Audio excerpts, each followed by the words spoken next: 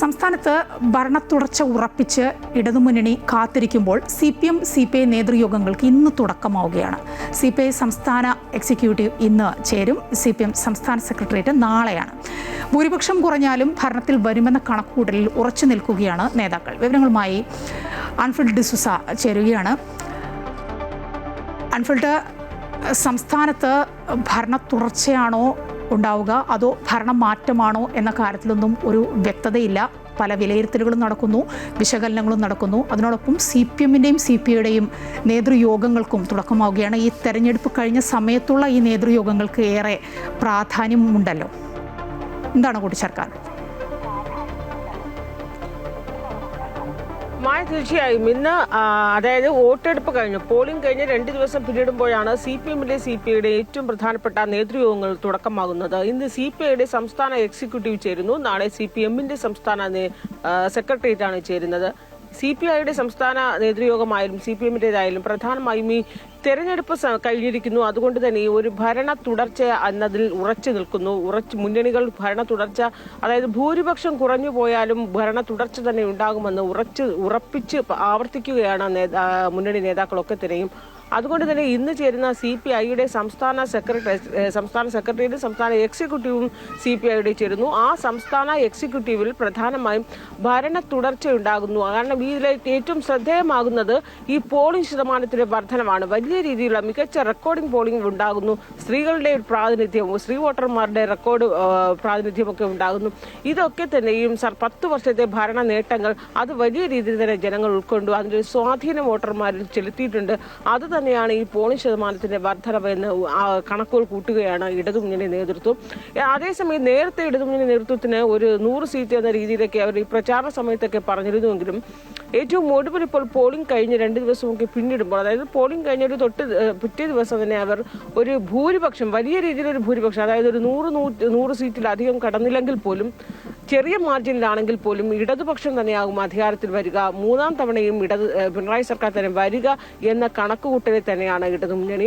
ഒരുപക്ഷെ ഒരു 75 സീറ്റെങ്കിലും നേടി ഭരണം നിലനിർത്തുമെന്ന് തന്നെയാണ് ഇടതുമുന്നണി വിശ്വസിക്കുന്നത്. ആ രീതിയിലാണ് അവർ ഈ തെക്കൻ ജില്ലകളിലും ഒപ്പം തന്നെ മധ്യ കേരളത്തിലും മലബാർ മേഖലകളിലും ഒക്കെ ഉണ്ടായിരിക്കുന്ന ആ വോട്ടിംഗ് ശതമാന കണക്കും പോളിംഗ് ശതമാന കണക്കുമൊക്കെ നോക്കി അവർ വിലയിരുത്തുന്നതും ആ രീതിയിൽ തന്നെയാണ്. കാരണം അത്രയേറെ സ്ഥാനാർത്ഥികൾ സിറ്റിംഗ് MLA-മാരിലൊന്നും തന്നെ ഒരു എതിർവികാരം ഉണ്ടായിട്ടില്ല, ഭരണവിരുദ്ധത ഒരു രീതിയിൽ പോലും ഉണ്ടായിട്ടില്ല. അതൊക്കെ തന്നെയും മറുഭാഗത്ത് പ്രതിപക്ഷം രാഷ്ട്രീയ എതിരാളികളായ 2 മുന്നണികളും വെറുതെ പരത്തുന്നതാണ്. അതിനപ്പുറത്തേക്ക് ഒരു ഭരണവിരുദ്ധത ഉണ്ടായിട്ടില്ല എന്ന് തന്നെയാണ് നേതാക്കൾ വിലയിരുത്തുന്നത്. CPI ഇന്ന് ചേരുന്ന എക്സിക്യൂട്ടീവിൽ ഇന്ന് ചേരുന്ന പ്രധാനമായും ഈ പോളിംഗ് കണക്കുകളും ഒപ്പം തന്നെ CPI നിർത്തിയിരിക്കുന്ന സ്ഥാനാർത്ഥികളുടെ ഒരു ജയസാധ്യത എത്രത്തോളമാണ് എന്നാണ്. 27 സ്ഥാനാർത്ഥികളെ നിർത്തിയിരിക്കുന്നത്. അവിടെയൊക്കെ തന്നെ സുഖമായി തന്നെ ഒരു MLA-മാർ മന്ത്രിമാർ ഉൾപ്പെടെ തന്നെ മത്സരിക്കുന്നുണ്ട്. അവിടെയൊന്നും തന്നെ ഒരു ഇളക്കവും ഉണ്ടാവുകയില്ല എന്ന് ഉറച്ചു വിശ്വസിക്കുന്നു. അതിനപ്പുറത്തേക്ക് എത്രത്തോളം ഉണ്ടാകും CPI-യുടെ ഒപ്പം തന്നെ LDF-ൻ്റെയും നേതാക്കൾ മത്സരിക്കുന്നു, അല്ലെങ്കിൽ സ്ഥാനാർത്ഥികൾ മത്സരിക്കുമ്പോൾ എത്രത്തോളം സീറ്റുകൾ എന്ന രീതിയിൽ ഒരു പ്രാഥമിക കണക്കും വിലയിരുത്തലും ഇത് CPI എക്സിക്യൂട്ടീവിൽ ഉണ്ടാകും. നാളെ CPMൻ്റെ സംസ്ഥാന സെക്രട്ടേറിയറ്റും അതിനിർണായകം തന്നെയാണ്. കാരണം പല വിഷയങ്ങൾ സംസ്ഥാന സെക്രട്ടേറിയറ്റിലും ചർച്ച ചെയ്യാനുണ്ട്. ആ സമയത്ത് തന്നെയാണ് ഏറ്റവും പ്രധാനമായും ഈ പോളിംഗ് ശതമാന കണക്കുകൾ വെച്ച് ഭരണമുന്നണി അധികാരത്തിൽ തുടർച്ചയുണ്ടാകാനായി എത്ര തന്നെ വലിയ രീതിയിലൊരു ശ്രമകരമായൊരു ദൗത്യം ആയിരുന്നില്ല എന്ന് തന്നെയാണ് CPM-ഉം വിലയിരുത്തുന്നത്. ഭൂരിപക്ഷം ഏറ്റവും മികച്ച ഭൂരിപക്ഷമൊന്നും ഇല്ലെങ്കിൽ പോലും ഭരണ തുടർച്ച എന്ന രീതിയിൽ ഉറച്ചു നിൽക്കുമ്പോഴാണ് CPM-ൻ്റെയും CPI-യുടെയും സംസ്ഥാന നേതൃയോഗങ്ങൾക്ക് തുടക്കമാകുന്നത്. CPM ആയാലും CPI ആയാലും ഇത്തവണത്തെ തെരഞ്ഞെടുപ്പിൽ അത് സ്ഥാനാർത്ഥി നിർണയം തൊട്ട് തന്നെ വലിയ വിവാദങ്ങളും ചർച്ചകളും ഒക്കെ ആയതാണ്. അത് വിവിധ മുന്നണികളുണ്ട്, എടുത്തു പറയേണ്ടതില്ല. പ്രത്യേകിച്ചും CPM-നകത്ത് അതൊക്കെ നല്ല പോലെ കേട്ടതാണ്. വിമതരുടെ ഭാഷ നമ്മൾ അറിഞ്ഞതാണ്, പലരും പറഞ്ഞതൊക്കെ നമ്മൾ കേട്ടതാണ്. അത് നേതൃസ്ഥാനത്ത് ഇരിക്കുന്നവരെ എങ്ങനെയാണ് ബാധിച്ചിരിക്കുക എന്നൊക്കെ നമ്മൾ കണ്ടു കേട്ടു. അത്തരം കാര്യങ്ങൾ കൂടി ഈ നേതൃയോഗങ്ങളിൽ ചർച്ചയ്ക്ക് വരില്ലേ?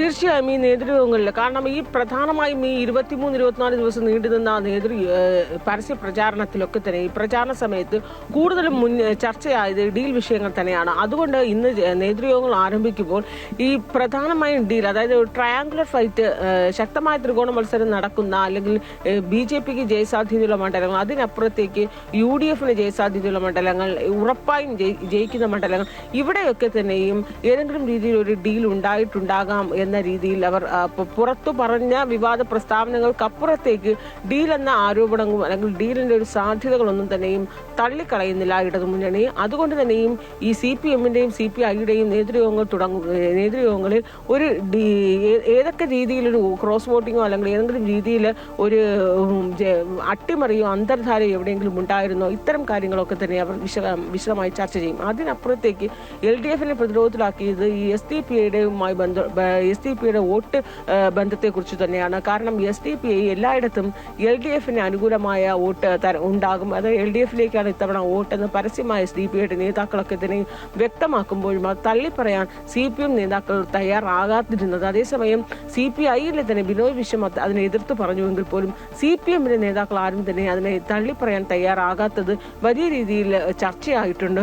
എന്നാൽ ഇത് ഏറ്റവും നിർണായകമായ ഒരു തെരഞ്ഞെടുപ്പാണ്. CPI അങ്ങോട്ട് പാർട്ടി വോട്ടുകളൊന്നും ആവശ്യപ്പെട്ടിട്ടില്ല എന്ന് പറയുമ്പോഴും ഈ തെരഞ്ഞെടുപ്പിൽ ഞങ്ങൾക്ക് SDPയോ തീവ്രമായ ബന്ധമുള്ള സംഘടനകളുടെ ഒന്നും തന്നെയും വോട്ടുകൾ വേണ്ട എന്ന് ഉറപ്പിച്ച് പറയാൻ കഴിയാതിരുന്നതൊക്കെ തന്നെയും ചർച്ചയായിട്ടുണ്ട്. ഒരുപക്ഷെ അത്തരം വിലയിരുത്തലുകളൊക്കെ തന്നെയും ഈ CPMന്റെയും CPIയുടെയൊക്കെ തന്നെ സംസ്ഥാന നേതൃയോഗങ്ങളുണ്ടാകും. അതിനപ്പുറത്തേക്കും ഈ ഡീൽ ആരോപണം UDF വലിയ രീതിയിൽ BJPയും CPMും തമ്മിലൊരു ഡീൽ ഉണ്ടായിട്ടുണ്ടെന്ന് മണ്ഡലങ്ങൾ ഉയർത്തിക്കാട്ടിയുള്ള ആരോപണമൊക്കെ ഉണ്ടായിരുന്നു. അവിടെ പ്രതിസ്ഥാനത്ത് നിൽക്കുന്ന CPMന് എത്രത്തോളം അത് പ്രതിരോധിക്കാൻ കഴിഞ്ഞിരുന്നു അത്തരം ഡീൽ ആരോപണങ്ങൾ, ഇതൊക്കെ തന്നെ ചർച്ചയായിട്ടുണ്ട്. ഒപ്പം വിവാദ പ്രസ്താവനകൾ, നമുക്കറിയാം തെലങ്കാന മുഖ്യമന്ത്രിയും മുഖ്യമന്ത്രി പിണറായി വിജയനും തമ്മിലുള്ള നേർക്കുനേർ പോരാട്ടവും പരസ്യ വിവാദവും തന്നെ ആ പരസ്യ പ്രസ്താവനകളും വിവാദ പരാമർശങ്ങളും തന്നെ വലിയ രീതിയിൽ സോഷ്യൽ മീഡിയയിൽ അടക്കം ചർച്ചയായിട്ടുണ്ട്.